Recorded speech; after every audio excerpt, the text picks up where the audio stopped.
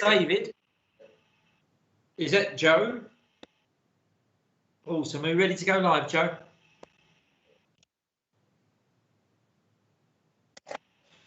Well, welcome everybody to our virtual VEM committee this on the 10th of March. Welcome all to colleagues, officers and any residents that are joining us today on this wet, sad early spring day.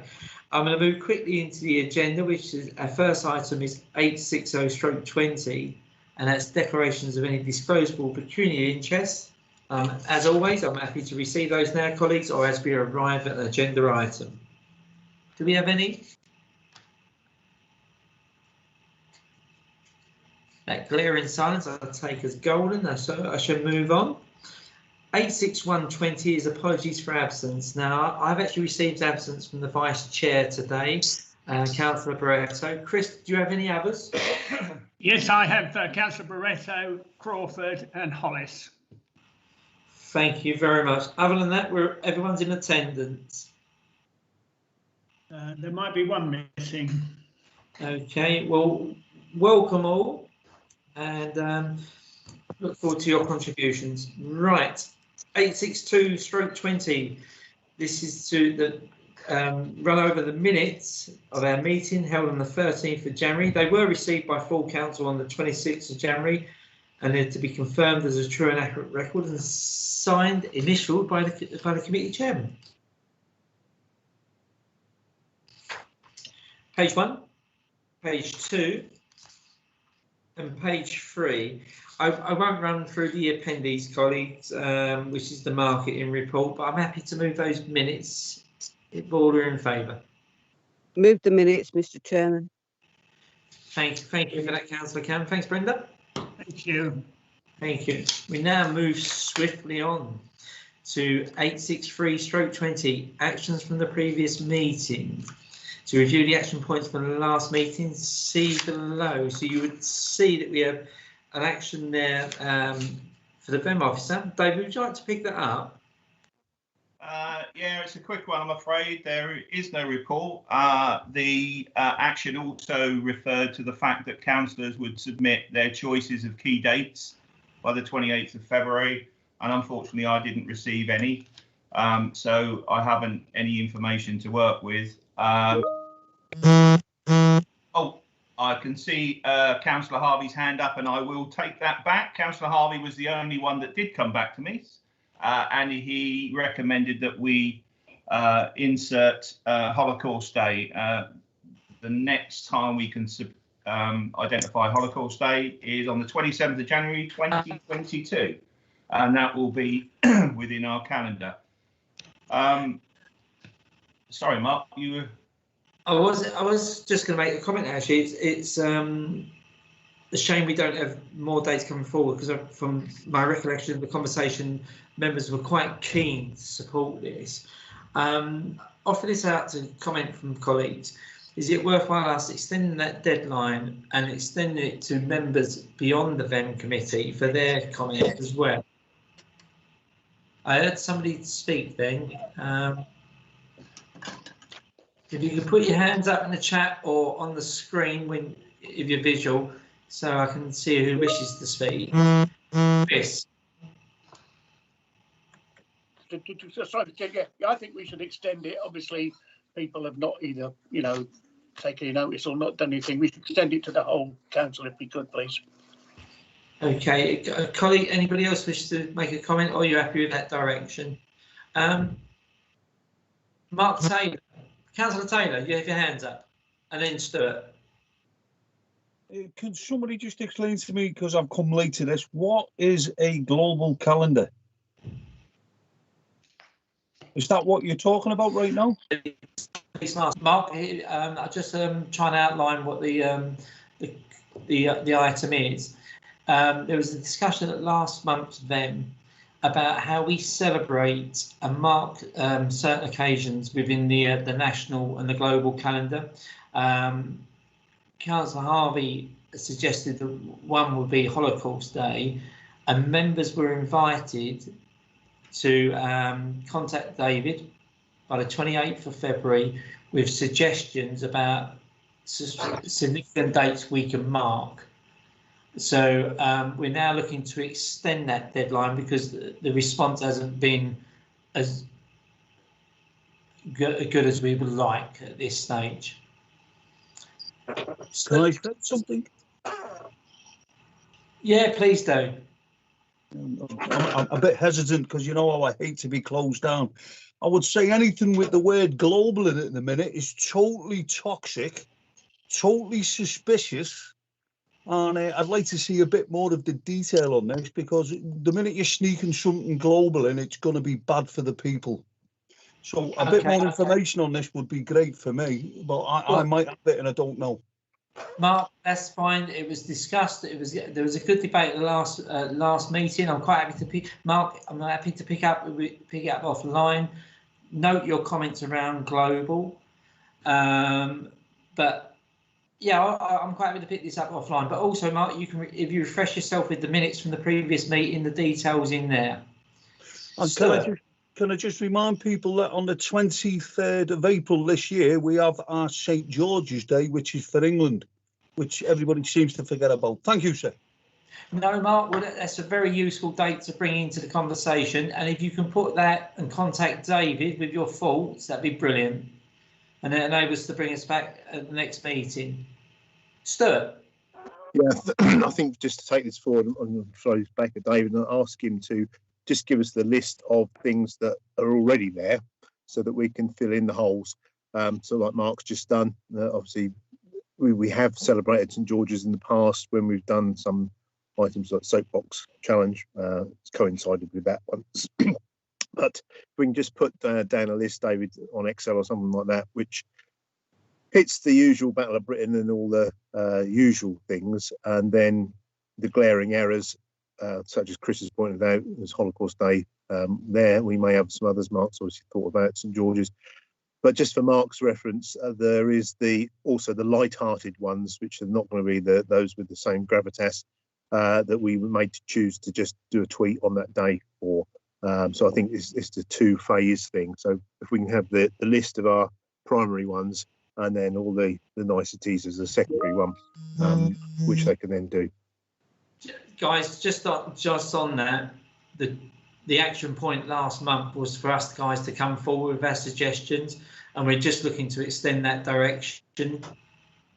So what we probably could do at this stage is agree a fresh deadline. It's going to be opened out to members that are not sitting on the VEM committee, and then we can bring that forward at the next meeting to bottom this out. I'm looking at the timeline here, but we're on the 10th at the moment. I'm going to suggest that we actually all respond to David with our thoughts by no later than Friday, the 26th of March, which is just over 2 weeks. That's, which to me would seem a reasonable timeline.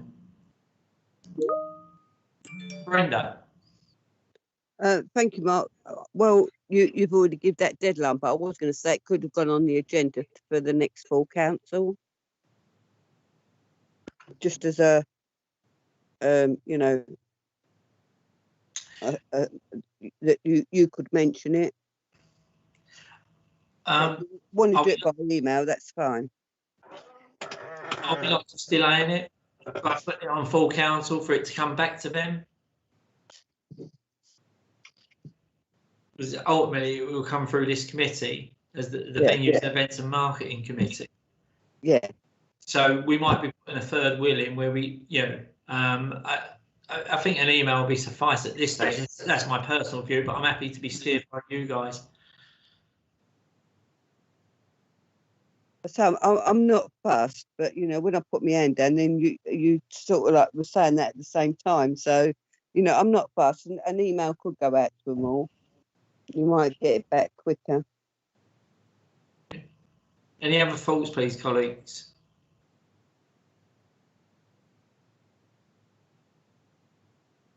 Well, I'm going to suggest that that's the route forward, and I will look for your agreement or not, as the case may be, that we at the back end of this meeting, an email was circulated to all councillors. Needs to outline what we're looking to achieve and their suggestions for significant dates, taking in the comments from all so far, by no later than the 26th of February, so we can actually discuss it at our next meeting and close it out. Is that an agreeable approach? I agree, but it's March, not February. Oh, thank you, Brenda. I see Chris has agreed. And everybody else, I'm looking to councillors Wright, Jeremy and Taylor. Thank you. I see Terry's agreed as well. So Yeah, happy for that. thank you. And yourself, Mark? The only date I'm concentrating on is when we all meet back in the King's House again. The rest of it, I'm just frustrated by, so sorry. Okay, thank you. Thank you for that. Is there anything else you'd like to add, David, before we move on? Yeah, I'm happy with that, Chair. Thank you. Thank you. Okay, we now move on to item 7.8. Sorry, I do apologise. It would help if I looked at the right papers, wouldn't it?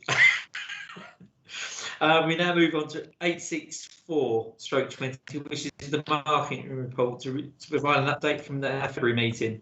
Did we have Tom with us today, David?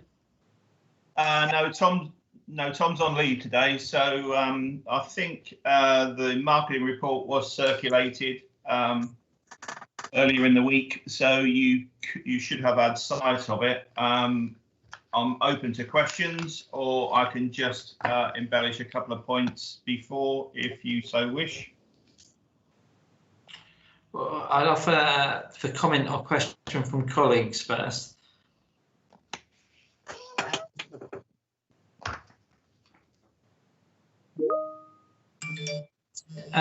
Terry, you have your hand up, then I have Mark.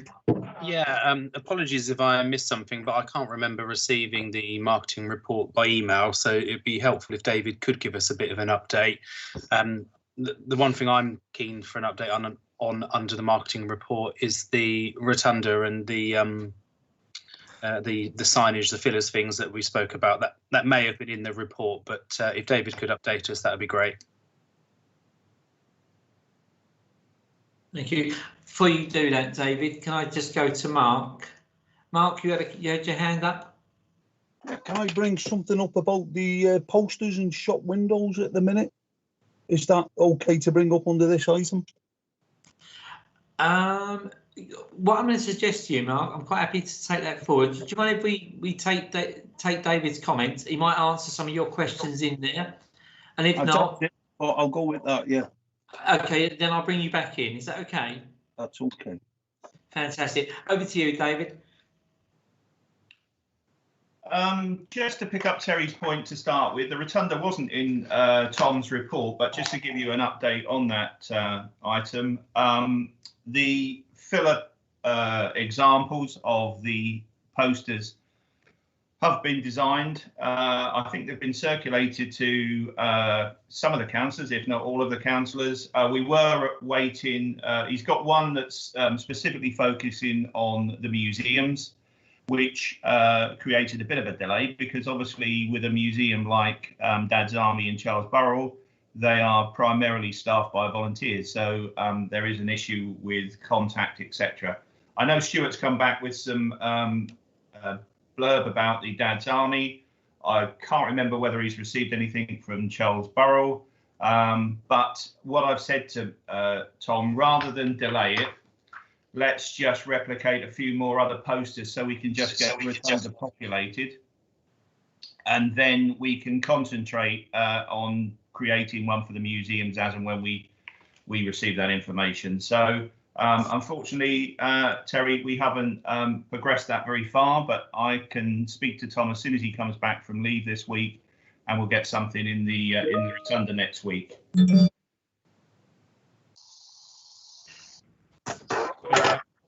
Screenshot. So I'm just trying to see. Terry, you have your hand up. Yeah, I was just going to come back on that. I appreciate David giving an update. I mean, obviously, it's great news that we've got some data from some. So I would hate to delay it any longer than necessary. You know, let's get up what we've already got. Others will soon see it, I'm sure, and soon want to be, included.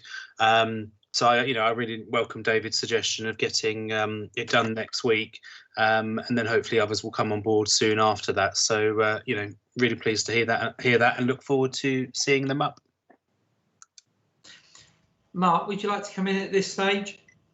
Yeah, I just wanted to mention something about a lot of the posters we've got in the shops in town. Carry on, Mark. Yeah, a lot of my residents, some of them I've spoken to, are not supporting the shops because of the curt manner that the masking posters are saying to them. Basically, they're being told and ordered they can't come in without a face covering. And basically, I've gone through with them that is wrong. They can go in if they're exempt, and they can only be asked if they're exempt. But the way a lot of these shops have got the posters up, in effect, it's banning a lot of the community from going in there. And those who are scared to have a bit of confrontation are just not going into the town. That's a couple of the things I've been told this week. And I said I would bring it up on full council and in the forum that we're in today. Have you got any comments on that yourself? I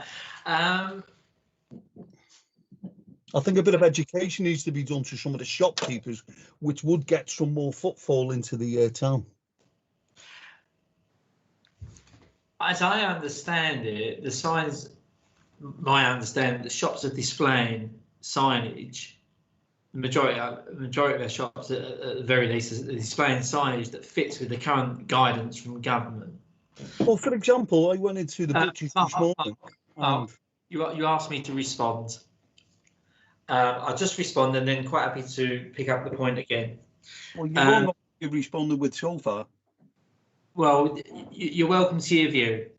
The shops are following government guidance. You're quite right that people have to present, if they don't wear a mask, they have to present a card showing that they're exempt from wearing a mask. No, that's wrong. Mr. Mayor, you are wrong. If you let me explain before you make a fool of yourself. Mark. Let me explain the law. No, Mark, what I'm going to try and do... You're doing it incorrectly. Mark, I'm trying to conduct a courteous meeting. It's very courteous. It works much easier without, when someone offers a view that you don't agree with, if you don't constantly chirp in because you're not hearing what you want to hear. No, I'm not listening to you talking bollocks.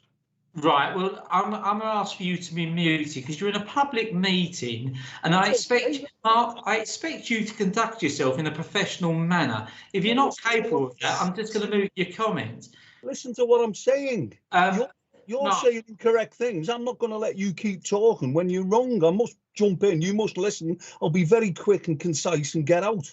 But I'm not going to sit here listening to you waffling on when you're wrong. Right, well, that's your view. Mark, I'm going to ask you to refrain from your use of language in a public meeting.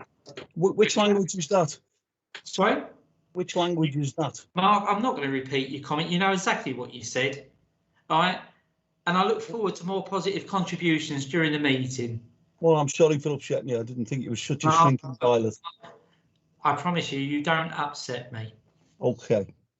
Okay. Your contributions are always welcome, if not colourful. Well, you finished what you're saying. Is there anybody else that has a comment on this item? Well, I haven't finished what I was saying yet. You've cut me off again. No, Mark, you actually talked. Mark, I'm not going to devote a meeting playing verbal ping pong with you. I'm trying to make a point. You're not letting me, which is generally you do. No, Mark. Honestly, can I make my point? I'm actually going to ask, because I'm trying to conduct a meeting in a professional manner. You are determined to interrupt and cajole and probably get an emotional response. I'm just not playing that game, Mark. Okay, so please allow me to facilitate the manner so we can conduct our business. Brenda, I have you have your hand up. Yeah, I think there's two questions. Whether if the signage says please show a badge if you're not, which it's only courtesy, but actually any shop can ask you to leave. Any shop, don't matter whether you're wearing a mask or not a mask. If they don't like the way that you treat their staff, you can be asked to leave. You know, it's exactly the same in Tesco's. If you haven't got a mask or you're trying to get in with your whole family, they will send you away. They have got their rights. It's their shop.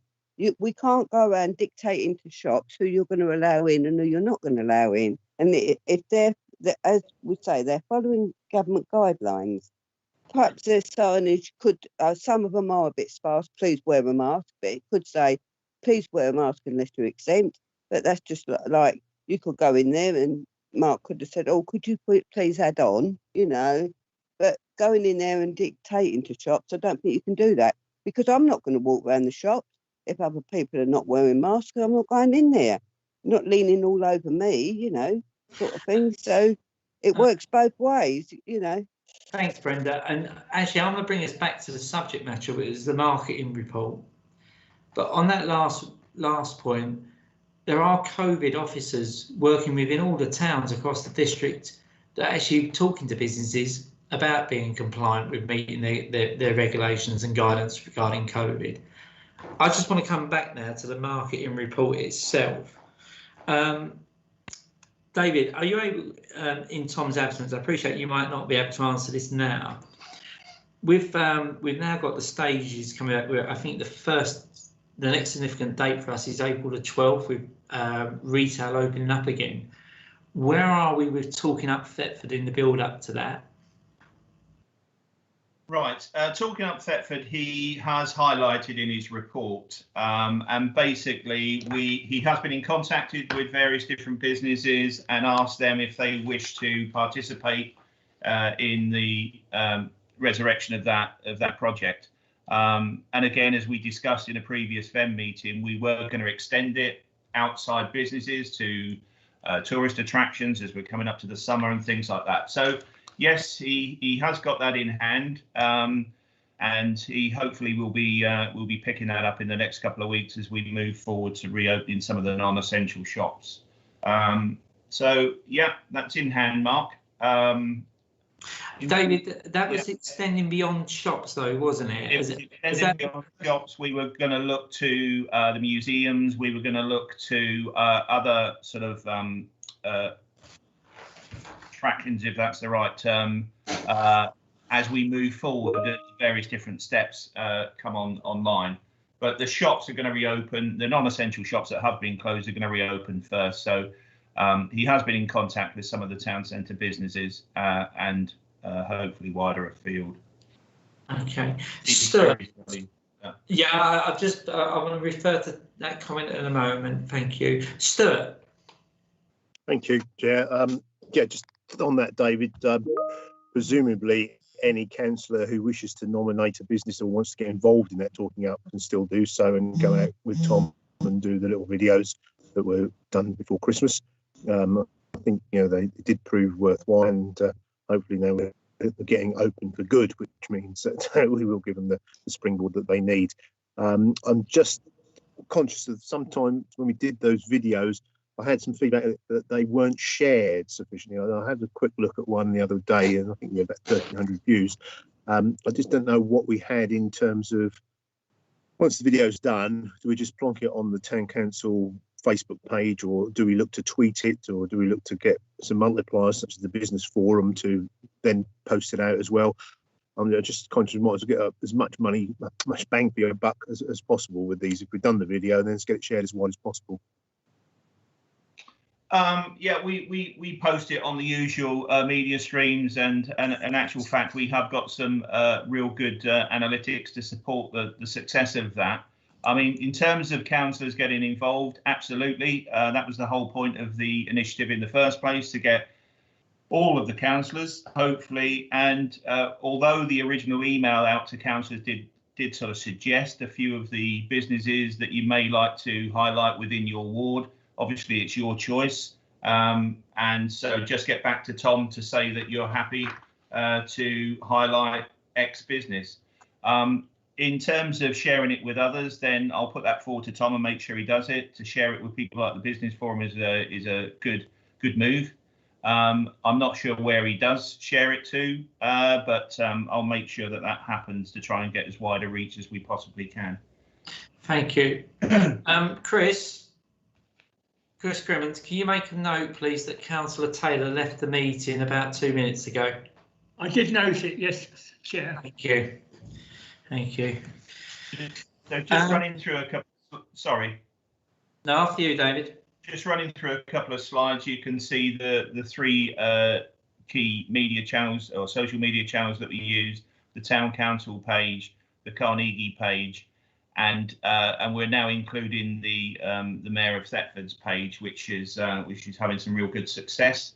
As you can see there, the post engagement to reach is running about 25%, which is well above the usual average. So again, people obviously engaging with lots of our posts are getting more and more successful. So, but we're always open to try and get greater reach, Stuart. So I'll make sure that happens. In terms of some of the other areas of his report, he was just giving a quick update on the media suite. We have now got all the furniture and decoration complete, and we're now at the stage where we just need to set up the equipment and start posting and scheduling our podcast as soon as we're able to. I know both Joe and Tom have been talking to people to encourage them to be part of the podcast schedules, and we're getting a lot of uptake. I know the town clerk has been talking to the educational trusts, and they are very keen to get involved, as is Ancient House Museum and the like. So I think the media suite will be a very positive addition to the Guildhall complex and our marketing strategy going forward. So that's all good news. In terms of events, one of the most successful virtual events that we did last year was the Carnegie's Got Talent. And one of the feedback, some of the feedback we got from that was it was excellent. It was shared across the county. In fact, the guys got nudges from other town councils in the region to try and help support their events. But they also said that the top six voted contestants, they felt that as an extra reward, they would, when we were able to, appear in a live performance at the Carnegie. And Tom and Joe have been working on Thetford Talent Show, which will hopefully hit in July if all goes well and to plan, and we can deliver that event. So the six top voted acts within that virtual launch will appear in the Carnegie on that date in a wider show. We'll have other professional acts on the bill, so it will be quite of an event. And finally, the only other one I'd like to just update you on is the Guildhall website is still ongoing. So if you remember last year, we did have a web portal at the Carnegie that we tried to populate with all the events that we were doing. And again, because the Guildhall is now coming to completion over the next few weeks, we will have a web portal attached to our website for the Guildhall. So it just gives us the ability to expand on all the activities and events. And certainly with the Guildhall, it will be a much valued addition, because we will have a Guildhall tea room, we will have educational visits, we will have all our heritage stories to tell in and around the building. So again, that's nearly at completion stage. So I think I've covered most of his points. I don't know whether there's any further questions. I've got Terry next. Yeah, I was just going to say, if we could get the report circulated, that'd be really handy. And also just a suggestion maybe, David, for Tom to incorporate into his report. I wonder if we could have maybe a page that lists actual press releases that are issued by the council. Obviously, we're sort of quite digital heavy, but there are press releases that go out. But I mean, Norfolk and Breckland by default send them to all members each time a press release goes out. That doesn't happen at town council, but it'd be quite useful if we had a list each month so we can see the different topics that are going out and that sort of thing. But that could be incorporated into the marketing report. Thank you. I think that's actually a really good suggestion. Not just members of VEM, but for everyone across the council.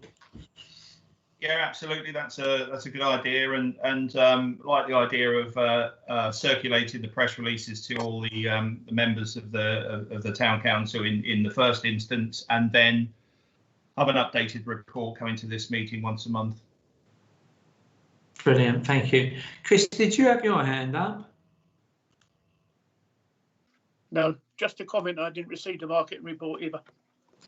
Okay, yeah. So we get that circulated, and maybe in the same email we can get the what it's looking like going forward for the next few months under the Talking Up Thetford project, and give members the opportunity to engage with that again.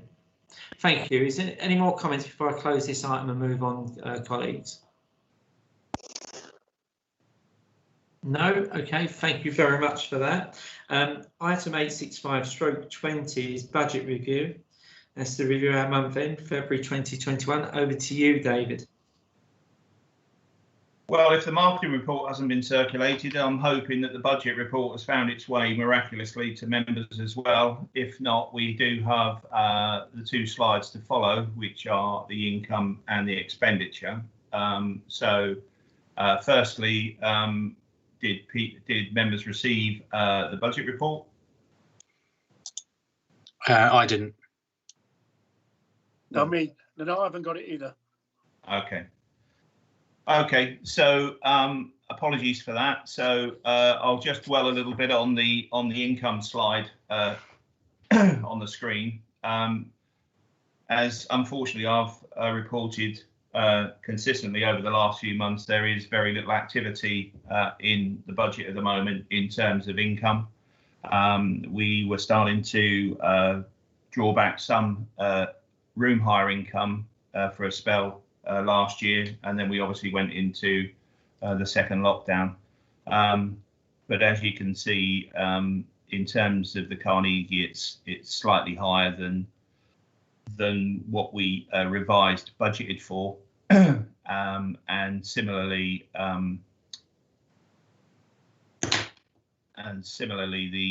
there are elements of the bar fees there's a proportion of the revised budget, but that actually associates with some events we did in King's House Gardens last summer. So there's been very little activity on that for obvious reasons. And in terms of expenditure, again, most of it is aligned with the lack of income, so we haven't really spent too much. In terms of bar purchases, the lockdown and the lack of bar events have gone on for far too long that actually identifies the loss of stock that has eventually happened to us in terms of losing its shelf life.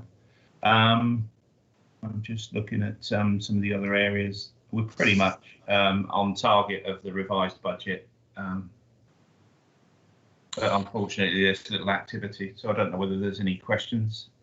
I'm open it out. I appreciate this might be difficult for colleagues to actually formulate their questions, this being first sight for whatever reason.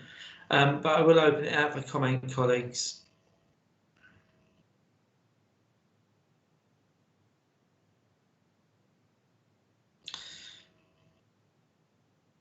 Brenda. Yes, thank you, Mr. Chairman. Can you go back one page, Dave?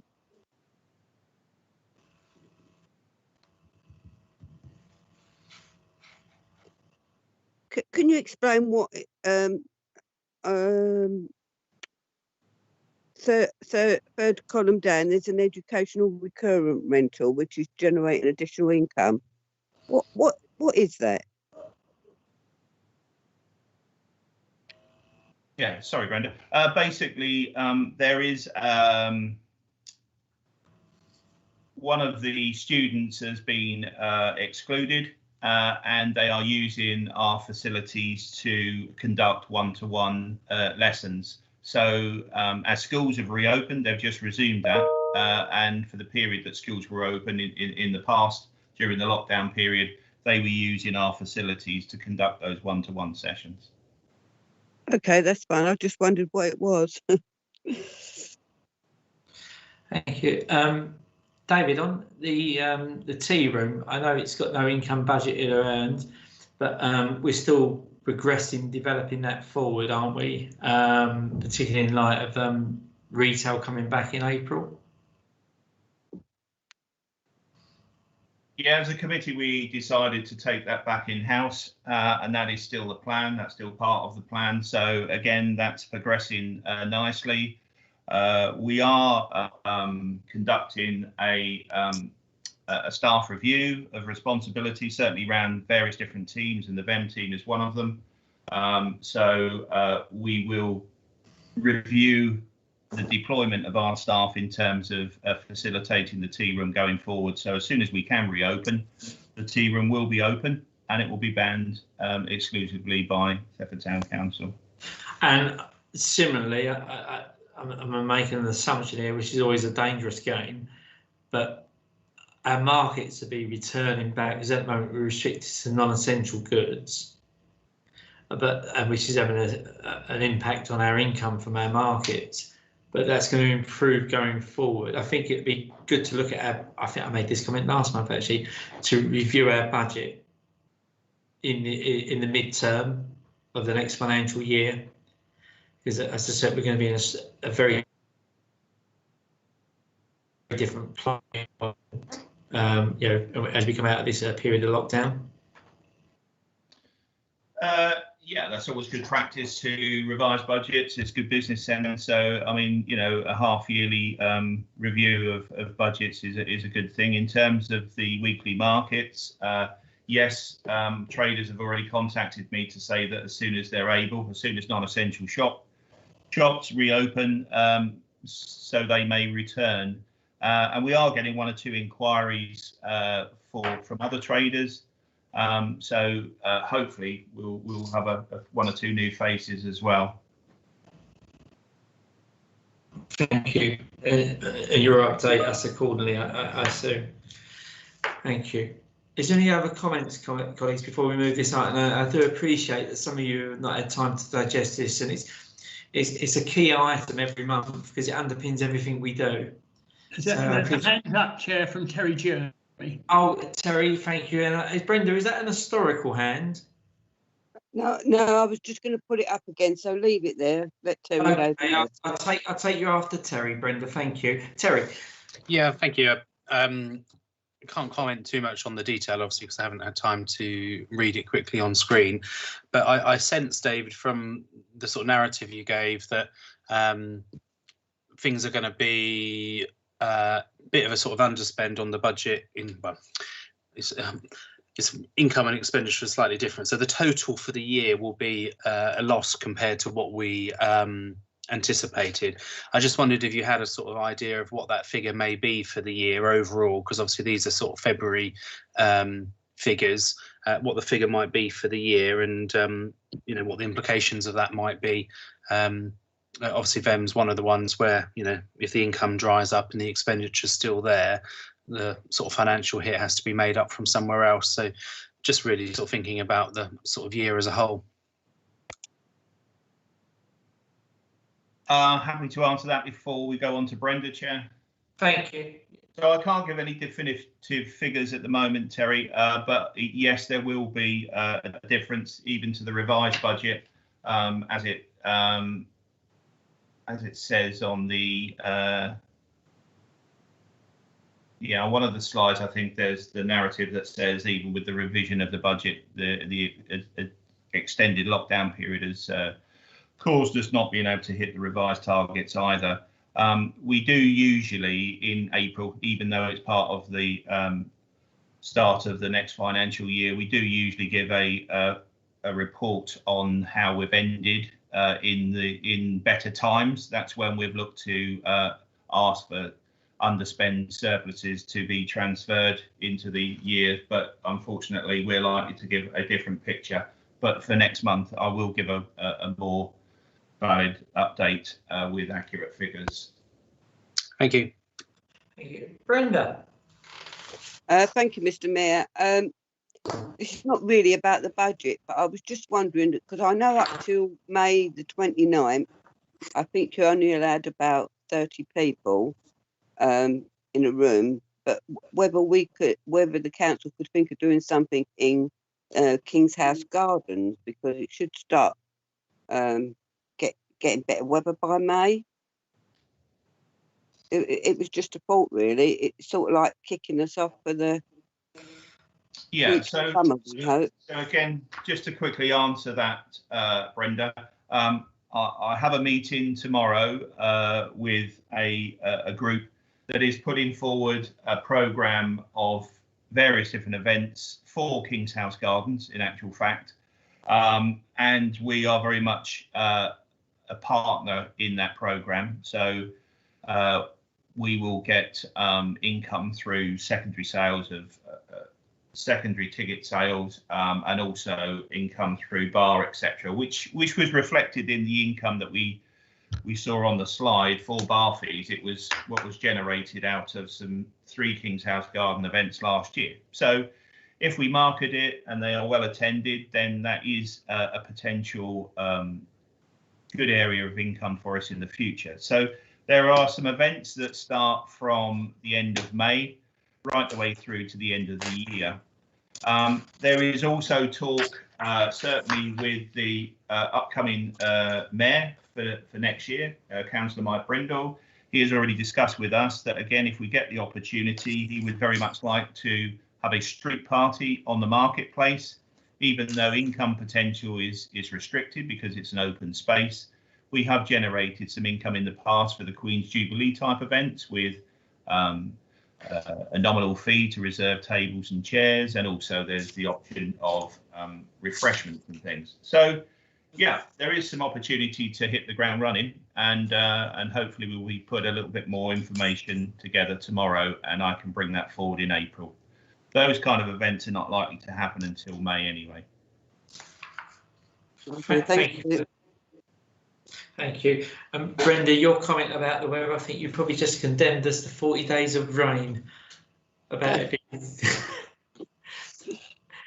Is there any further comments on the budget item, colleagues? Or are you content for me to move on? Your silence is golden. So that's exactly what I shall do. I shall move on to our next item, which is 86620, stroke 20. It's an item around venues, maintenance and repairs, and the officers are looking for a steer here. The subject matter is that the VEM venues and events and marketing committee, as it stands at the moment, takes on the overall responsibility for the internal external maintenance of the town council venues from the 1st of April this year. David, would you like to set the scene, and then I'll open it out to comment. Okay, this was an agenda item very much I wanted to bring forward, simply because, as most of the councillors have been part of the council for several terms now, and we're well aware of the issues that we've addressed both internally and externally. And traditionally, over that period of time, it's been controlled by 2 separate committees. Internally, it's controlled by this committee. Externally, it's controlled by ALP. From April the 1st, with the restructure of committees, and this is one that has been affected, we have lost our control over town events. That's moved to a new committee, which is a emboldened civic committee that's now heritage and town events. And we will be called venues and communications going forward. So primarily our responsibilities are around venues and communications in terms of social media, websites, press releases, etc., etc. So with the leaving of the previous ALP officer in November, it just makes good sense now that this committee going forward from April the 1st takes control of the maintenance and repairs of both the internal and external aspects of the building.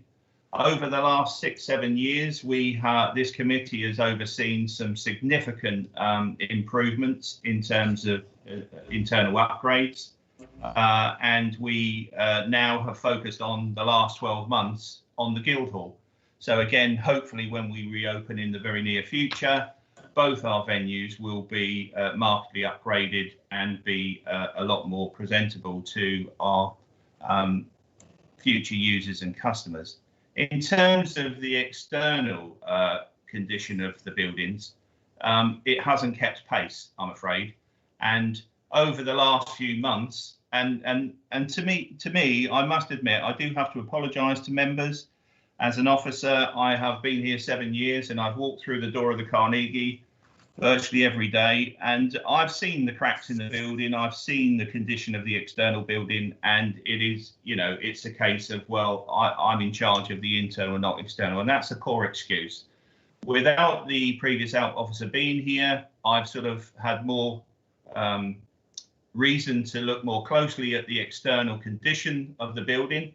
In fact, one of the reasons that I've embarked on that is because we did have some internal leaks through water ingress on the Guildhall, which has meant that we've had to take out some remedial repairs, which is a total waste of money if we don't look after our external buildings. So as you can see, this is what they call the High Valley, which is at the rear of the Guildhall, in between the Carnegie, and you can see the for want of a better term, the pigeon muck that blocks our drains and gullies continually, causes huge issues. Some of the repairs to the stonework has been left unattended for a period of time. This is where we had an issue with some water ingress, so we have already tackled this. And as you can see in the right-hand picture, just at the top of the porch, there's a little dark hole, and that's the drain. And that was actually chock-a-block with pigeon excrement and caused a backlog along the gullies, and it found a way through some holes into the internal part of the building. So we took the opportunity to carry out emergency repairs. We've cleared the moss off the gable stonework, but unfortunately it did come through this area, and as you can see with the patch up, it was a considerable amount of damage which has now been repaired. But all around the building, and I've done a quick survey, and there is well into 30 plus defects. They range from an overflow pipe, which you can see has not been filled in around it. In fact, we must have been aware of that because we've used it as an anchor point for the pigeon netting. We have to address some of the sash windows. The one that you see in the central picture is above the Dad's Army entrance and is part of the Guildhall Large Court. And there is some distress to the stonework, but also cracking around some of the exterior, which not so much the stonework, but certainly the numerous amount of cracks and holes in the back of the Guildhall can be filled and therefore not an issue over a period of time. So it's something that we do need to address. We can continue to do it through 2 committees, but as I've been tasked with being responsible for the venues, to make my life easier, rather than answer to 2 committees, I would prefer that the venues, both internally and externally, be brought back to this committee in the future. As it says on the tin, we are the Venues and Communications Committee. So open to thoughts, please. Brenda. Yes, I quite agree with what Dave's saying, because it is a bit of a muddle who does what, you know, and you have to go backwards and forwards to committees. But does that mean that you're going to take care of the cleanliness of the outside areas as well? So like the car park leading down to through the steps to the lower market, because sometimes that's in an appalling state. So does that mean that you're going to take on that role as well? Absolutely. Great, thank you. Thank you. Stuart. Thank you, Chair. Yeah, I think David's right in pointing this out, and obviously with the out officer now no longer in place, we do need to address this issue. There needs to be a managed work programme of maintenance. You know, I've noticed today the cracked gutter around by the back of Dad's Army is just dripping down, which is going to cause us more problems in due course. But you know, I thank David for getting some of the emergency repairs done. But as he's pointed out, there's a bit like Forth Bridge. You know, you've got to keep going at it to get anywhere near it. Yeah, we're spending a lot of money indoors. We do need to now make those venues marketable, and first impressions count. And if the outside looks very deteriorated, then people are a bit reluctant to book things if they've got something kept in good repair. So I think resting it on David's shoulders would be the right thing to do. He's going to be responsible for those venues that are in operation, so it's Carnegie, Guildhall, and I would suggest the marketplace as well as part of that. And so those whole areas fall under his remit. Obviously, it's a funding issue, but that's a secondary thing that we have to do. The lines of responsibility is shown at David. He's the one who's going to have to go banging on doors to try and get the finance to do it. But if it's under one committee, hopefully decision making will be a little bit easier. So I do support this proposal.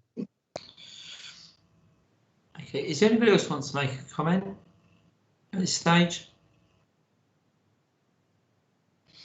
Okay, so I'll just chuck my 10 pence in. Whatever else is formulating thoughts. To streamline the process makes sense. And so the first question, is this the right committee to oversee that? Well, given it's the venues committee, I would suggest yes. David, currently the external maintenance is allocated to within the budget of another committee. So would that migrate with the responsibility? And I would hope that you've highlighted some issues that a maintenance program will come forward to the committee, so we can see some of the remedial works that some are going to need to be addressed, looking at it in the short term rather quickly. So I just key question about the budget. Quite happy with the streamlining, and actually it's not necessarily. I know David said he's answering to two, but it's actually about the position of the venue manager. And is the venue manager the right person to manage the external and internal? And I would say yes, David is our incumbent, so absolutely. I don't know if you want to respond to any of those points or have any comments, David, on that. Well, the main point really is the finance, and basically there's a lot of work that's been done by the finance manager and the finance committee over the last 12 months. And whereas we used to have reserves allocated to certain aspects of the council business, a lot of those reserves were consolidated over the last 12 months. And there is actually a reserve budget that's called property repairs, which again is across not just venues, but also some of our property portfolio. For instance, we're currently revamping some of the shambles units to enable relets. So budget would stay there. We would, as a committee, pitch it. But the most important factor in this is that we have a clear attitude, if you like, to understand the requirements of what we need to do to maintain our buildings, and then find out how much that cost is, liaise with potential contractors if needs be, and also internally pitch for money out of the consolidated fund of property repairs. Okay, is there anybody else? I've got two hands up on the screen, Brenda and Stuart. Are they historical? Sorry, I thought I'd lowered it. Thank you. Is yours the same, Stuart? Yeah, no lowered. Thank you. Is there anybody else that wishes to comment? Because I believe to take this forward, we need to make a recommendation to full council. All I would say, Chair, sorry to butt in, but all I would say is just taking on board Stuart's point. Technically, the marketplace isn't a venue as such. It's not, four walls and a roof. It's but it is an open space area that is primarily used for activities that we also control. For instance, this committee controls the weekly markets. If we were to have events, we were just talking about street party and things like that, civic events, things like that. We do control that as a venue. So again, we are talking in terms of trying to develop the marketplace and improve it. Again, under one umbrella would make sense, and probably progress those kind of. Most of the councillors actually in venues sit within ALP anyway, so they would still have an input, but it just makes it a lot easier that one council can progress it. Okay. Okay, I have no other comments. And Chris, I think I'm quite right in saying that we have to take this forward as a recommendation to full council? Yes, please. Okay, so you're looking for a proposal and a seconder for this, and I should imagine the proposal is that Venues and Communications Committee take on the overall responsibility for internal and external maintenance for town council venues from the 1st of April this year. Is there a proposer from the floor? I will propose it, Mr. Chairman. Thank you, that's Councillor Cam, thank you. And do we have a seconder? Happy to second. Thank you, Sir Councillor Wright. Okay, I shall move that to the vote then. If you can. Sorry, Chair, can I just ask? Chair, I'm sorry to interrupt before you do it, but would I just ask the recommendation? Would you like that to include the marketplace as well, or just assume that's going to be included? Thank you, Chris. That's what I was going to ask. Okay, thanks. Terry. The market doesn't sit within ALP at the moment, as far as I'm aware. There's certainly no specific budget heading for it. I think it sits with VEM, but you know, for completeness, I suppose we could mop it up in the proposal that we're doing. I mean, I thought all of this had been taken care of months ago when we did the committee restructure and that sort of thing. But you know, if we want to mop it up into one recommendation, fine. But it's not currently within ALP. But you know, no problem either way, really. I think it ties in also. If you know, not that I want to preempt the next item, but if you look at the items that are scheduled for the agenda next month, it's marketplace improvements and our open space commercialisation reports. So the market would tie into that anyway. Brenda, you're proposing the recommendation. Do you want to include the words including marketplace? Could it say market upper and lower marketplace, please? Because of the Carnegie rooms on lower market. Well, you're making the proposal, so I'm quite happy if you put that forward, and if Stuart's happy to second that, we will go forward. So that's your proposal, I believe. Stuart, are you happy to second that? Yep, happy to second that. Thank you. If you could, so I'm going to ask for you to vote now. All those in favour, please, if you could put your hands up, if I can see you on screen, or if you can put agree, abstain, or not in the chat, that'd be very helpful. So we have agree from Chris and Terry. Brenda and Stuart, I'm going to make the assumption you agree because you proposed and seconded. So that's unanimous, colleagues. Thank you. And that recommendation will go forward to full council at the end of the month. Thank you. We now move on to item 867/20, which is it's for noting really. It's the forward plan for VEM. Hopefully you will all have had sight of this. I'm going to suggest on the basis of what we just discussed, and hopefully the recommendation will go through full council, that we have another item to April's meeting, which will be the external maintenance programme for our venues. And that was seen to time the two items that we've already got in place for our April meeting. David, the report you've got in front of, I've got on screen, differs from the printout that I've got. I think what I did is I moved the open spaces commercialisation report to May.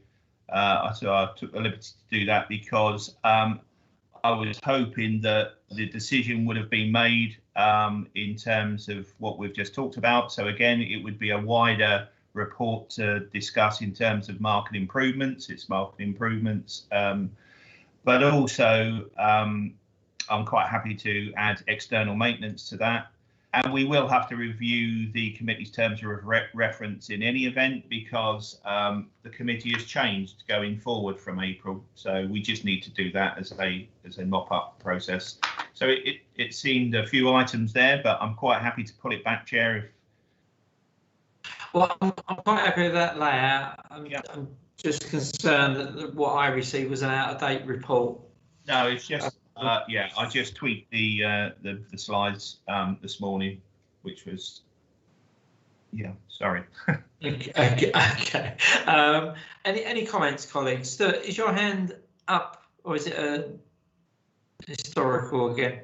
I think it's historical. Sorry about that. That's okay. I Okay. think Is there my any computer's a bit laggy, so I press it and nothing happens. And I was again, it's gone. No problem. It's just for noting, colleagues, you can see we've got, quite a full agenda packs going forward to May. June, July are vacant at the moment. David, the terms of reference we're going to revisit. That's quite a big piece of work. Can we get those circulated, ideally, at least a week, possibly two, before the meeting, so members have a chance to run the rule over? Yep. If that's feasible in that time span. Thank you. Okay, in the light of no other comments, I'm going to move on to item 868/20, community engagement, to discuss and agree any consultation on media release required. Colleagues, is there anything you would like us to share to the wider realm? And not only that, we always make this comment, but the question is, if you have an item, through what media platform or platforms? Could I just ask a question, Mr. Mayor? Please do. Although it's not to do with them. Are we still? I haven't seen much of the honourable awards, David. I've seen it once and I shared it, but it hasn't come out regularly enough for me to share it. Did you get any more responses? No, we're gonna have a push on that in the next civic meeting. Well, it will be the Heritage and Town Events Committee by then, is April the 10th, 8th. So hopefully by the end of next week, we'll have a bigger push on that to try and relaunch it. But again, we're, because of the situation in terms of, we want to make the Honour Citizens Awards, it's not really for this committee, but a bigger thing than we were able to last year. So what we don't want is a huge gap between awarding the recipients for 2021 and then there's no opportunity to actually physically present and honour them in the right way. And I think when we eventually get round to it, we will have to invite back those two recipients of last year just to give them due credence for the, the award. Yeah, I only brought it up because you said about media. It wasn't. I wasn't trying to cross the civic, but it's the media side. Okay, thank you. Thank you. Is there anybody else that as an item that they wish to take forward as a media piece? Okay, I should take that as silence is golden and move the item on. Thank you. 869/20 committee officers update. Is there any information you wish to bring forward, David, since the agenda was released? No, nothing, Chair. Thank you. Okay, thank you. Item 870/20, which is the exclusion of press and public. And this is to consider resolving that pursuant to the Public Bodies Admission to Meetings Act 1960, the press and public may be excluded for any remaining items of business on the grounds that publicity would be prejudicial to the public interest by reasons of confidential. At this point, I will thank any members of the public that have joined us today, and I will close the public part of the meeting.